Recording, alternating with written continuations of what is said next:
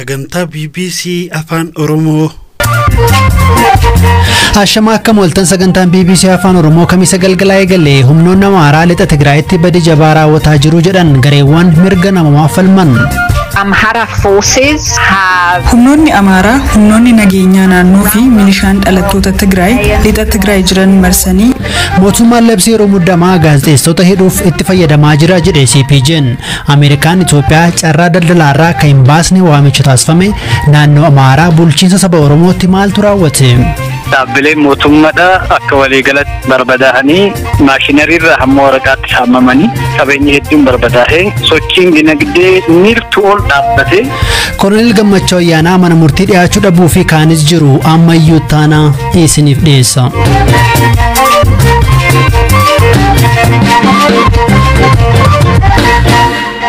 Dhaabbileen idil addunyaa mirga namaa falman lama lixa Tigraayitti ajjeechaa fi dararaan marsaa haaraa qaqqabu ibsan. Amnesty International fi Human Rights Watch ibsa waloo baasaniin akka ibsanitti lixa Tigraayitti hidhaan dararaa fi ajjeechaan humnoota Amaaraan dhalattoota Tigraay irratti qaqqabeeraa jedhaniiru. Gaanfa Afrikaatti qorattuun Human Rights Watch Laatishaa Baader waan qorataniirra gahan gaafadheera. Amhara forces, so both regional forces and also militia have humnoonni Amaaraa humnoonni nageenyaa naannoo fi milishaan dhalattoota Tigraay lixa Tigraay jiran marsanii manguddoota, dubartoota, daa'imman qaban akkasumas ijoollee ganna 15 gadi humnaan ari'an. Akka qorannetti dargaggootaa fi dubartoonni kan umriin isaanii lolarra hirmaachuuf gahaniiru jedhaman bakka tokkotti akka hidhaman ta'eera. Manneen hidhaa kunneen immoo waggaa darbirraa eegalee irra deddeebiin dhalattoota Tigraay hidhamaniin guutameera. Dabalataan dararaa irra gahuu fi haala mana hidhaa jiran irraa namoonni hidhaa seenan du'aa akka jiran odeeffanneerra. Yeroo tokko bakka Adabaay jedhamutti yeroo humnoonni Amaaraa dhalattoota Tigraay marsanii hidhuuf jedhanitti dhalattoonni Tigraay baqachuutti ka'an. Kanaanis humnoonni Amaaraa dhalattoota Tigraay baqachuuf yaalan ajjeesan. Members of the male population who are trying to escape from these roundups. Adilaatishaan qondaaltonni Itoophiyaa haleellaa lammiilee nagaaratti raawwatu dhaabsisuu qabu jechuun waamicha dhiyeessaniiru. Kanaan dura koomishiniin mirga namummaa UN fi kan Itoophiyaa qorannoo waloo gaggeessanii turan. Ta'us bakkeewwan hin qoratamanis jiru guutuus hin turre jedhu. Sababa kanaaf manni maree mirgoota namummaa UN boruu dhimma Itoophiyaa irratti addatti mari'atu karaatti sadarkaa idil addunyaan qoratamu akka tooftaa tolchu ni gaafannaa jedhan. So what we're calling for is obviously not only an investigation which would look at some of the areas and some of the waamichi taasisaa jirru badiiwwan hin galmoofne qoratamanii akka galmaan qofa osoo hin taane erga qaamoleen waloo UN fi koomishinii Itoophiyaa qorannoo geggeessanii as badii raawwataa jiru akka dabalatuuf osoo dubbannu badiin itti fufee raawwataa jira. Manni maree mirga namummaa Jeneef argamu badiin biraa akka hin mudanne gahee guddaa gumaachuu danda'a jennee abdanna. Erga waraanni kaaba Itoophiyaatti eegalee badiin jabaa lixa Tigraayitti raawwateera. Manni maree mirga namummaa UN erga waraanni eegalee badii Tigraay qofa osoo hin taane Amaaraa fi kaanitti raawwataa turanii fi torban muraasa darban raawwataman sadarkaa idila addunyaatti karaatti qoratamu akka tolchu waamicha dhiyeessina. Just in the last few weeks, not only in Tigray but also in the Amhara region and more broadly. Himannaa gareewwan mirga namummaa Amnesty fi Human Rights Watch baasan irratti gama mootummaa Itoophiyaas ta'e naannoo Amaaraa irraa wanti jedhamee hin jiru.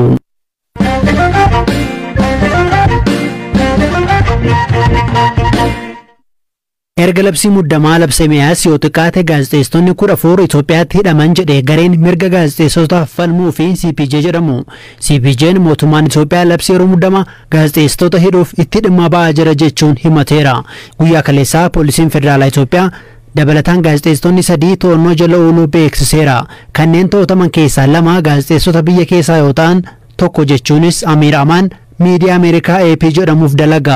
Associated Press hidhaa gaazexeessaa kanaan yaadda'uu fi akka hatattamaan hiikamu gaafateera. Torbanuma kana koomishiniin mirga namummaa Itoophiyaa fi waldaan ogeeyyii miidiyaa Itoophiyaa hidhaa gaazexeessota booda kana hammaateen yaadda'uu ibsaniiru. Dhaabbata CPJ'tti bakka buutuun biyyoota Saharaa gadii Mutooki Momo lakkoofsi gaazexeessitoota hidhamaa jiranii dabalaa jiraachuu himu. And we as CPJ have documented 14 different arrests since the state of emergency was declared. Erga labsiin yeroo muddamaa labsamee as nuti akka koree mirga gaazexeessitootaa tiksuuf hundaa'e CPJ'tti yoo xiqqaatee gaazexeessitoonni 14 hidhamuu isaanii galmeessineerra. Baay'een isaanii Finfinneetti hidhamani. Gareen gaazexeessitootaa naannoo Sumaaleetti hidhamanis turan. Isaan amma gadhiifamaniiru. Guyyaa kaleessaa namoota 8 booda kana hidhaman ibsine. Isa duras 6 hidhamuu isaanii ibsine turre. Kanatti 14 hidhamuu bira geenye. Statement had an additional 8, so that's how we're getting 14. Poolisiin federaalaa Itoophiyaa guyyaa kaleessaa gaazexeessitoota kana hidhuusaa gaafa beeksisetti gaazexeessitoonni kunneen labsii yeroo muddamaa akkasumas immoo seera farra shororkeessummaa kana dura ba'e cabsuudhaan shakkii akka hidhe ibseera. Isin akka dhaabbata CPJ'ttu dhimma kana akkamiin ilaaltu jennee gaafanneerra. These allegations are inherently problematic because they're vague, they're not specific.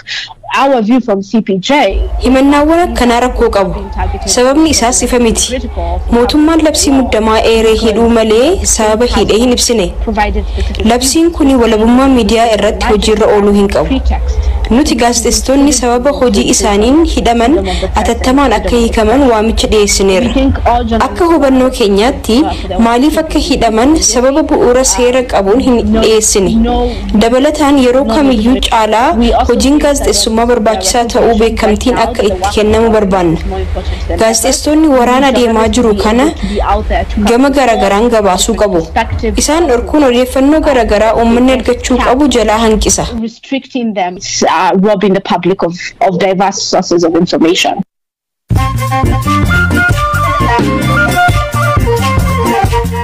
Amma mooduuwwan gaggabaabaan sinitti biyyoonni miseensota gamtaa Awurooppaa Raashiyaan akka Yuukireenin hin weerarre yeroo xumuraaf akeekkachiisuuf walgahiirra jiru. Miseensonni gamtichaa walgahii Biraaselsitti ta'aa jiraniin kanaa fi dhimmoota kaan irratti murtoo jajjaboo biroo ni dabarsu jedhamaa jira.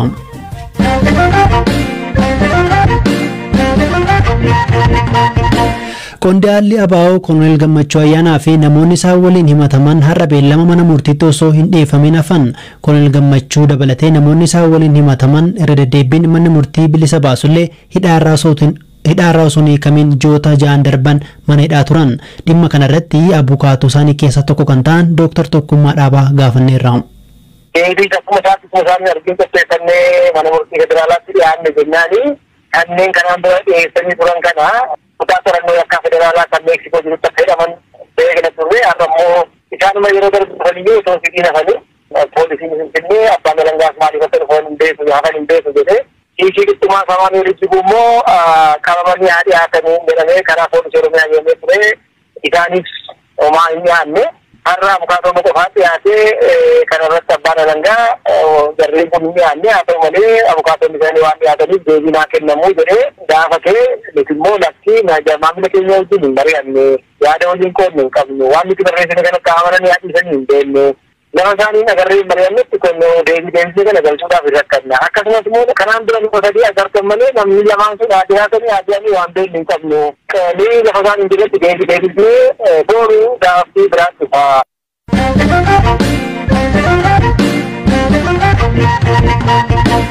Ameerikaan guyyaa Itoophiyaa carraa daldalaa biyyoota Afrikaaf eeyyamte AGOA keessaa Itoophiyaa baasuuf yaadde akka tursitu koree dhimma alaa Ameerikaa dhimma Afrikaatti walitti qabdu kan ta'an Keeran Baas gaafatan.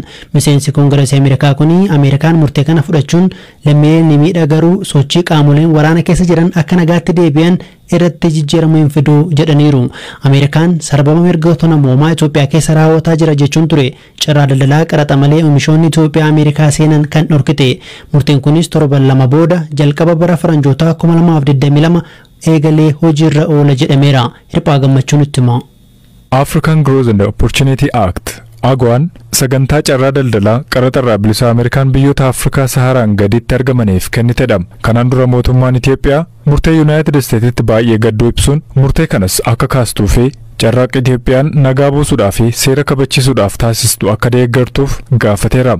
Keeran Baas ibsa guyyaa roobii baasaniin bulchiinsi Baayiden murtee Itoophiyaa irratti fudhatee akka tursu gaafataniiru. Itoophiyaa AGOA keessaa baasuun bu'aa daldalaa tattaaffii lammiilee Itoophiyaa fi investoroota Ameerikaatiin argame duubatti deebisaa jedhan. Dabalataanis haala dubartootaa fi daa'immanii ni ammeessaa jechuun ibsan. Mootummaan Itoophiyaa kanaan dura murteen Ameerikaa namoota lolaa deemaa jiru waliin hariiroo hin qabnee fi kibba biyyattiitti argaman hojii dhabsiisaa jedheera. Carraa daldalaa AGOA jedhamuu fi biyyoonni Afrikaa qaraxa malee oomisha isaanii gabaa Ameerikaatti akka dhiyeessaniif carraa uumameen dhaabbileen Itoophiyaa keessa jiran reefu gara caalu fayyadamuu eegalan. Murteen kun garuu hojjettoota warshaalee carraa kan argatanii Itoophiyaa dhufanii dalaganii fi galii biyyattiin argattu rakkoo keessa buusa. Dhimma alaa Ameerikaatti walitti qabduu koree dhimma Afrikaa kataan Keeran Baas bulchiinsi Baayiden kanneen lola keessa jiran karaa nagaatti akka deebi'aniif tarkaanfii barbaachisaa akka fudhatan yeroo kennuufii qabu jedhaniiru. Seneetara Oklahoomaa fi kanaan dura ministeera muummee Abiyyi Finfinneetti qaamaan dhufanii kan dubbisan Jim Inhofe isa mootummaan Yuunaayitid Isteet Itoophiyaa carraa daldalaa AGOA irraa haquudhaaf murteesse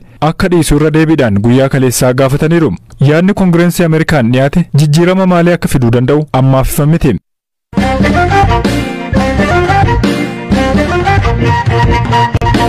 Waraana kaaba Itoophiyaatti hammaatee tureen bakkeewwan to'annoo finciltoota Tigraay jala seenanii turanii fi ergasii humnoonni mootummaa to'atan keessaa tokko godina addaa saba Oromooti. Yeroo kanatti godinichatti wanti raawwatee jira. Bulchaa godinichaa obbo Ahmad Hassan gaafanneerra. Kamishee torbee lama gahee erga deebine.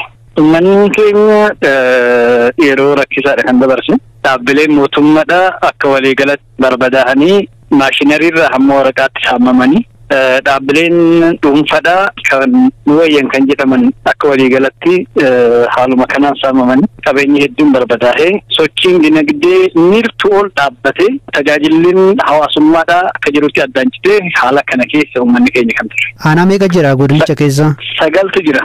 Soole miidhaan kun eessatti jabaate? Miidhaan kun akka waliigalatti gahee jira. Magaalota irratti xinnoo jabaadha kan turaate. Magaalota qofa osoo hin taane baadiyyaa irratti midhaan dhaabbataan osoo hin hafin bakkeewwan walitti bu'iinsillee turaatetti balaa hedduutu gahee jira. Midhaan dhaabbatee gana reefu haamamuudhaaf eegamu midhaan sanillee osoo hafin barbadeessanii jechuudha fuudhanii kan deeman haamaniif fuudhan. Bakka isin hin jirretti garuu keessumaa finciltoonni Tigraay akkasumas miseensonni waraana bilisummaa Oromoo bulchaa haaraallee muuduu isaanii ibsanii turan. Isaan eessa ga'an? Eessa akka ga'an hin beeknu. Kan ergamaniif faana kan bahees hin dhabamu. Kan hafe immoo asumatti barbaadamee seeratti dhiyaataa jira jechuudha. Waggoota muraasa darbanii hidhattoonni kan mootummaan ABO shanee waamu godinicha keessa jiru jedhanii bulchitoonni naannoo Amaaraa himataa turan. Isin immoo godina kana keessaa hin jiranii jechaa turtan. Egasii eessaa dhufan? Egaa shaneen godina keenya keessatti ilaalchan malee kan hidhatee socho'u hin jiru kan jedhudha duraan kan kaasaa ture. Kan dhufan wayyaanee wajjiniin dhufan. Lakkoofsaanii hangami? Isaan ibsuu hin danda'u. Egaa amma kamisee jirtu tajaajilli ibsaa ni jira, tajaajilli bishaanii ni jira, kan baankii ni jira. Tajaajilli guutuun galamee jira. Ibsaan guyyaa lama keessatti ibsaa jalqabsiisnee jirra. Neetworkii guyyaa tokko keessatti furre. Bishaanis akkasuma guyyaan lamaan booda furamee jira. Haala kanaan tajaajila eegalamaa jira jechuudha. Kanaaf tajaajilli bu'uuraa hanqatee hin jiru jechuudha. Kan baankiidha hamma ta'e banaan jira. Kukkutanii hojii guddaa gaafatee jira. Lakkoofsi baankiilee miidhaman manneen barnootaa yookiin immoo hospitaalonni miidhaman lakkoofsaan ibsuu dandeenya? Hospitaala 5 biratu miidhamee jira. Isheen jirtu guutumtuu miidhamteetti jechuun hin danda'ama. Akkasumas dhaabbilee buufata fayyaaleedha. Hunduma keessatti saamichiin adeemsifamee jira. Manni hedduun caccabee jira. Kutaawwan tajaajila hedduun caccabaniirani. Keessumattuu istooronni akka jiranitti caccabaniirani. Kanaan alatti baankiin kamisees baatees caaffaas sanbatees kan turaate akkasumatti balaan saamicharra gahee jira. Amma koreedhaan qulqullaa'aatiidha kan jiru. Koreen suni kan ifa godhutaa jechuudha. Tole lola sana keessatti hidhattoota qofa osoo hin taane mootummaan diroonii fayyadamee lammiilee nagaa miidhee jedhanii jiraattonni nutti himan turani. Wanna kana qorattanii bira geessanii? Hamma ammatti effektiivummaa lola keessatti adeemsifameen alatti banaadhaan namni nagaa dhahameen hamma ammaatti hin jiru. Ammoo rakkoon nageenyaa si yaaddessaa? Rakkoon nageenyaa yeroo kanatti nama yaachisu hin jiru. Dhaggeeffattoota keenyaa sagantaa